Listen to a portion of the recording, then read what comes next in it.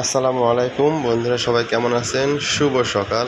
যেহেতু আমি এখন ভয়েস দিচ্ছি, এখন সকাল, সুন্দর সকাল আলহামদুলিল্লাহ।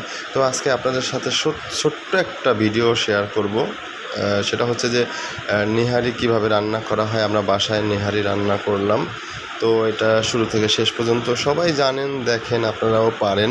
তো আপনাদের সাথে শেয়ার করলাম ছোট্ট একটা ভিডিও, নেহারি রান্না করা। আর দু একটা কথা আপনাদের সাথে শেয়ার করব, যেহেতু ভিডিও খুবই ছোট।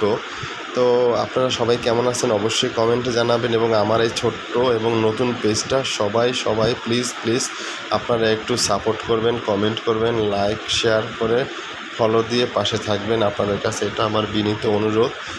আসলে মানুষ ভালো কিছু করতে চাইলে অবশ্যই তাকে সাপোর্ট করা উচিত, সহযোগিতা করা উচিত, ভালো পরামর্শ দেওয়া উচিত। এটাই একদিন ইতিহাস হয়ে থাকবে।